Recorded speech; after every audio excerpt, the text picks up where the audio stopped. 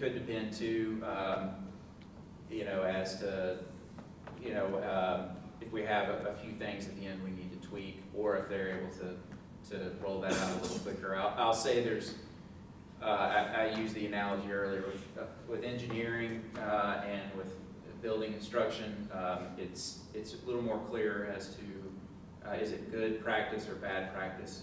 A lot of things with zoning, it's very much what does your community need. So we want to make sure that it's fine-tuned for Greensburg. I know it's kind of a long answer, but I hope that gets you to where you want to be.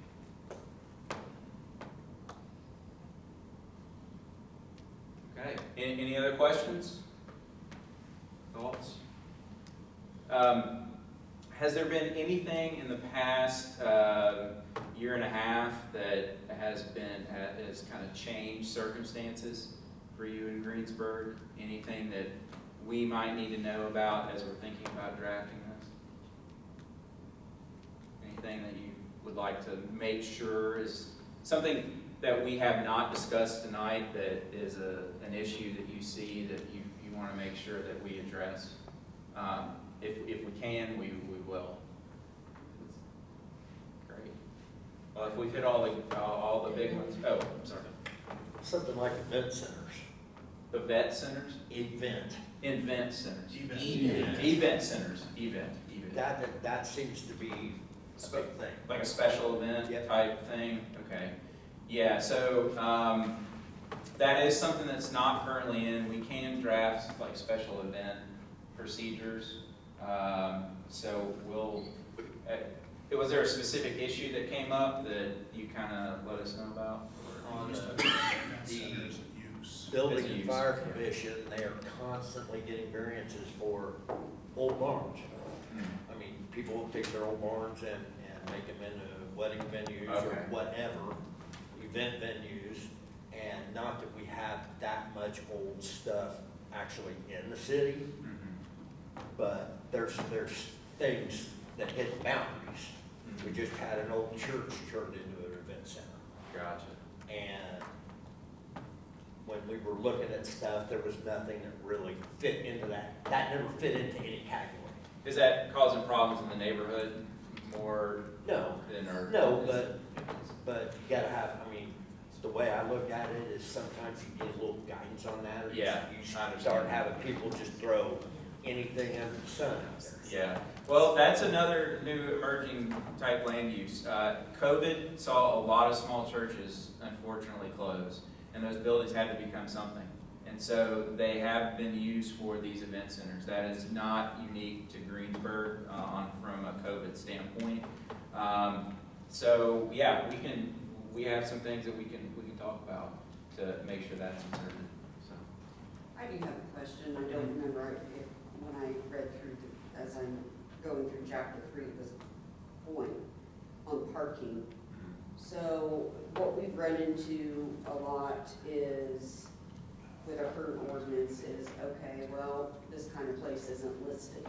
yeah. You know, so is there going to be a category, because I don't remember if I saw it or not, that like if there's a place that's not listed in the parking requirements, is it going to be there a catch-all for things that aren't listed? Yeah, so there's a section that will talk about, well, the parking terminology land use needs to be the same as the land use for everything else. So that's the first thing. And so we do have some guidance in there that will explain how you go about determining what is the closest land use. That's something you don't have today, and that leaves it very, very open to interpretation. So, yeah. But that won't be in chapter 3. So when we meet, I'll, in fact, that actually may be in the section that was most recently sent to you. We can look at that. Any other questions, thoughts, comments? Those are both really good ones. So, yes, sir. I'm a future citizen. If with the change that you're going to bring into effect, that changes the way things are now, the things that are the way they are now, will they have to come into compliance, or will they be grandfathered to stay the way they are? Yeah, so that term nonconformity, that's kind of a big word for grandfather. That's really what it means. So if something is the same and it doesn't go through like an upgrade, let's say it's a building, for example. This building could be a good example because it's been redeveloped. Once you start redeveloping it, then it generally would have to come into conformity. But if it just stays as is and it meets, the basic building codes, it's not a problem from a life safety standpoint, then it can stay. That's a good question as well. I think fences is a good example Yeah. as well. If there's fences that are put up that aren't conforming, then if they go and change, I think 25% of that fence, replace it, I believe it was 25%. Yeah, Yeah, some of it's based on percentages of what. So the fence, that is a good example. If a fence was built without a permit, and it's fine, you don't have to go now and get a permit for it. You don't have to tear down that fence, because it wasn't built the right way. As long as it meets like the building code level, then it's fine, it can stay.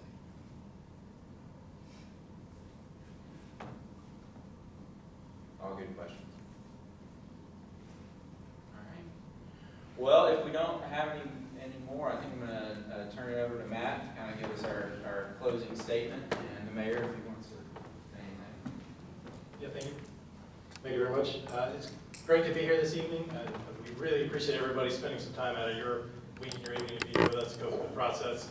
Great questions, great Q&A. If there's anything else that you'd like to ask any of us, Sarah has our contact information. Feel free to shoot us an email or send it through Sarah, and she can send us a question. If you're on your way home tonight and you think of something, we'll be happy to answer that either via call or email, just to make sure we're getting you the information you need. Other than that, we can't thank you enough for this evening, and unless there's any other questions, I'll turn it over to everyone. Perfect, thank you. Thanks for being here. Thanks for the expertise. I know this has been quite a process.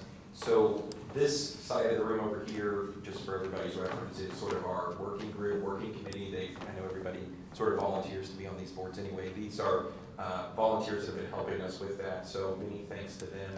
Thanks to Sarah and Amber, who have really been sort of going through this with the team and putting it together, and Ron's been there, lending expertise and going through it as well. So this is quite the process. When we started talking about this 2 years ago, there was really this plan, a long-term plan to do what we just talked about. We had a comprehensive plan that needed to be rebuilt so that it would guide us into more uniform, more user-friendly construction and development.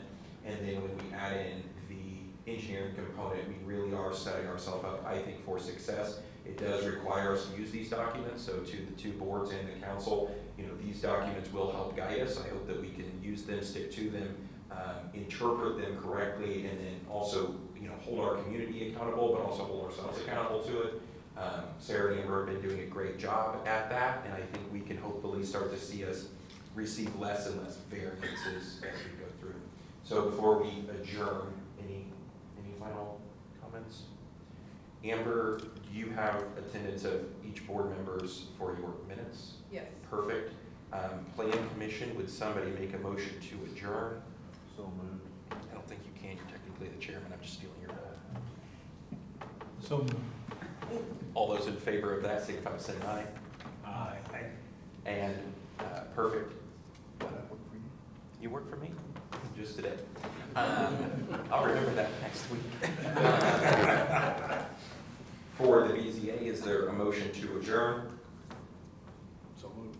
Motion's been made. All those in favor of that, signify by saying aye. Aye. Those opposed. Okay. Thanks, everyone. Thanks for being here. Thanks for the help. Construction Point team and KK. Thanks for your time and effort. We'll see you in the morning.